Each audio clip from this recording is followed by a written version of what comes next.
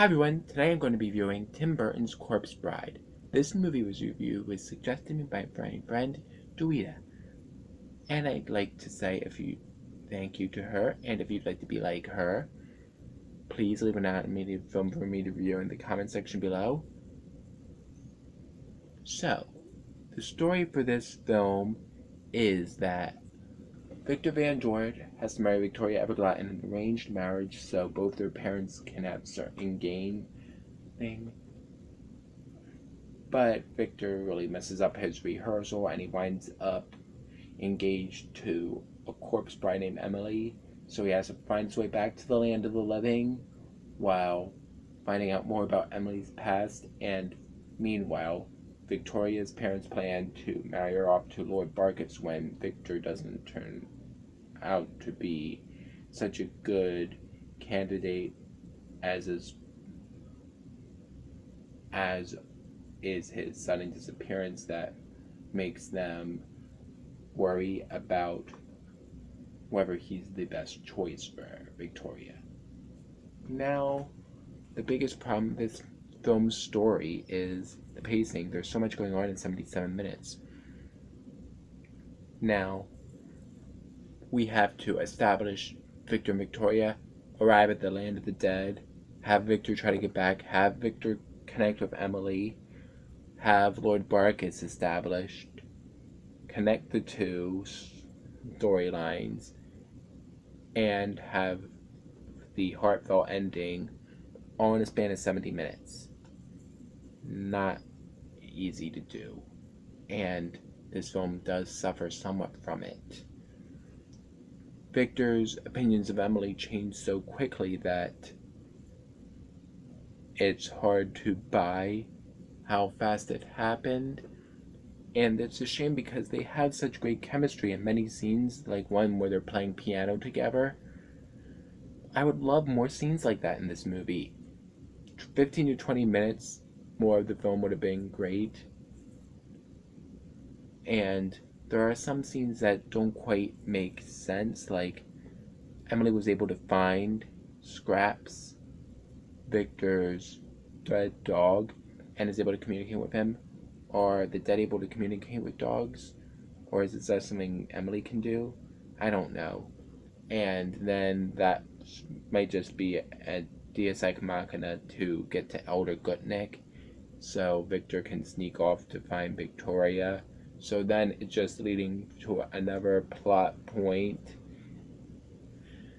which is a problem for me. You could have even had Victor find Scraps' grave and then the two talk it over, or have Emily ask if there's anybody Victor loves that died because she realizes he probably misses his family, and then they find Scraps together. That would have been a great bonding experience and given Victor some more reason to fall for her, and just added so much to this story. And then have Emily mention Elder Gutnick offhand, or have Emily talk to Scraps again in the film, maybe around the climax. I don't know. There's so many options for it, but I don't quite get where they were going with that part with the dog, and I really think the pacing is a problem here. Scraps himself is adorable, though. I love him. I am not picking on Scraps. No, never. The other problem is the end is unsatisfying because we've seen one couple have so much chemistry, and then the other, a scene or two, they're kind of cute. Maybe Disney princess level, early Disney princess, like the Cinderella Prince Charming type of cute. But they've had so little interaction. Basically, it's Enchanted if they went with Giselle Edward after the whole part with Robert. So, I know, I said I wouldn't compare films when I was talking about Nightmare Before Christmas. But now I'm doing just that. But bottom line is, it became rather disappointing to see the love story end up the way it did. Which I'm sure it's supposed to be really bittersweet, and it really is. But it's frustrating too because I just can't get into Victor and Victoria's relationship that much. Now, there are good parts of this story. One, the concept is great, and love beyond death and heartbroken corpse. Oh my gosh, it's like I said before, it's very bittersweet, and the emotions really make this. And as I said before, the chemistry between the two main characters is great if it goes in a bunch of different directions, which I guess is true of love. And there's another great part of this story is the idea of loved ones still being your loved ones even after they die. We see that with Victor and Scraps, and then when the dead all arrive to the land of the living, we have some nice parts with a bunch of people reuniting with their dead relatives. One particularly sweet one is that a little boy is the very first to do it, and he recognizes his grandpa, and then he hugs him, and it's just so heartwarming, and it's a really nice way to go with the story,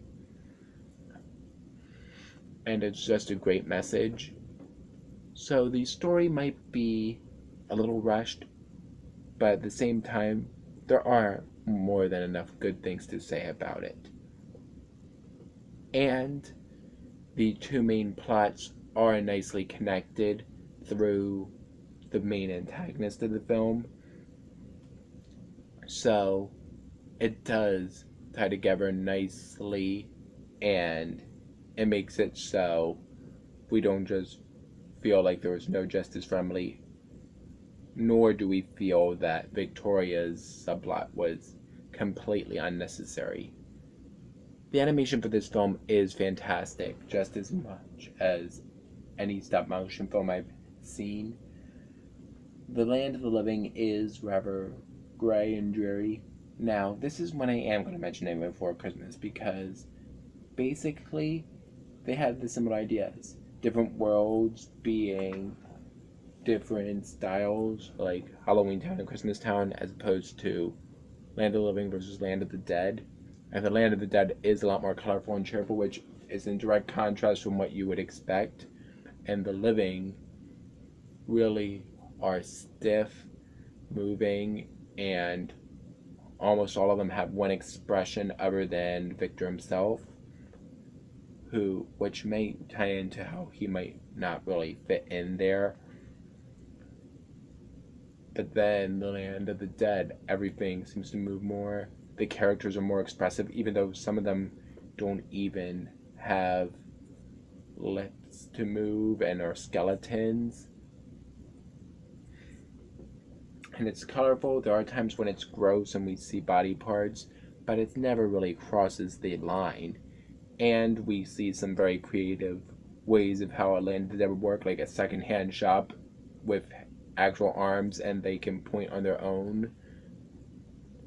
And we see some tie-ins possibly with Nightmare Before Christmas, like spirals similar to the hill Jack sings on for handrails after the Remains of the Day scene, which is a very creative touch in my opinion. So the animation is stellar and beautiful, and some of the greatest stop motion I've seen.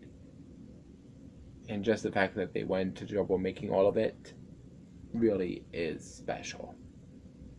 On to the characters. Here we have ones that I really enjoy, and then others that I couldn't care less about. The best character in the film by far is Emily. She just has such a tragic backstory, but she's still so sweet and kind. She's definitely devoted to Victor, but she's also completely friendly with everyone else she meets. She thanks the arms that help her find Victor. She has some great scenes with Scraps and other characters. Everyone in this film adores her, and you can just tell it, and she cares about them very much too. Particularly Elder Gutnick, who seems to have a little grandfatherly relationship with her, referring to her as my dear, and they take each other's hands sometimes, and it's just so sweet. And Elder Gutnick is such a great character too. He does want to make Emily happy above all things, but at the same time, he isn't going to sugarcoat to Victor what is expected if he does go through with the wedding, and that it's not that simple as saying I do. On to Victor and Victoria. Victor is the better of the two, which is good because he's our main one. We have to be around him for a while. And there are a lot of times when he is a little bit on the wishy-washy side, like not really sure what he wants, which is understandable given the situation. And he has some great development, even if it does seem to happen so quickly with little events in between. But at the same time, even when he's considering doing something really wrong, like lying to Emily, we see him looking at her, dancing about in the moonlight, and he looks upset because he realizes how happy she is right now and realizing how much she's about to hurt someone. So he's a decent character as far as goodness goes, trying all he can to get back to Victoria, but again, his motivation for her, I just don't get it, because they have one conversation and sure they have some similarities and it's cute, but it's not enough for that. And I honestly want to see more of why he wants to get back to the land of the living. There's so many there's no place like home stories, but in this one, given how the land of the living is, and sure, a lot of the characters are funny to us watching, but they are also really unpleasant. So we need more, or at least I do, to see why Victor would want to go back to these people, given all that he's gone through with them, and even his parents seem a little abrasive, particularly his mother. Victoria is my least favorite character in this movie. Now, the first time I watched this, I hated her just because she marries Victor, and I really thought Victor and Emily had much more chemistry, but also, even when I take that out, she is pretty bland. There's plenty of scenes when she could have a reaction, but she goes like, this is her reaction. I get that's how the character design is supposed to be, but make her say something. Gasp. Do something. React. You're told your fiance that you felt you had this connection with is missing. React to that a little, Victoria. Which is Blum. I mean, even if she doesn't have the facial expressions, maybe make her turn away to show sadness. And the same is shown for Fear later. And the vocal performances for the three main characters are pretty good. Victoria's, it's a little monotoned, but I'm guessing that's more direction decision on Tim Burton or someone else's part, because when she does get to really tell Lord Barkis off right before the wedding scene at the end, it is pretty satisfying in seeing how she was able to deliver that line, so it's hard to fault her there. And obviously, Johnny Depp and Helena Bonham Carter were great as Victor and Emily. In the case of Johnny, it's probably what gave Victor a lot of his charm, and definitely the case for Helena with Emily. She is just so talented, and she can make you either fear her in some movies or love her like in this one. And there are some times when we even feel a little eerie around her when we first meet her, and she has a voice like this. But then when we arrive in the land of the dead and she's more at ease, it's just so easy to love her, and she's a great character. The songs for this movie also are great. Remains of the Day is the best one, and I really like how it takes the darkest aspect of the movie, showing what probably wouldn't work in a family film, and through that song and Shadows, we get a good backstory as to who Emily is, and Reggie chorus to boot. You would expect it to not quite fit together, but it really does. Tears to Shed is a nice, very sad song and emotional that really makes you feel for Emily. According to Plan and the wedding song are alright too.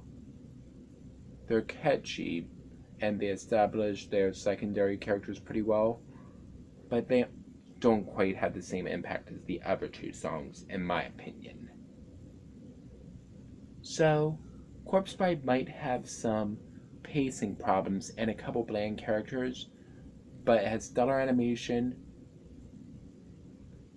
a nice, heartwarming message of love and death, and a great title character, as well as some catchy songs that will make it well worth checking out. Thanks again for watching, and I'll see you next time.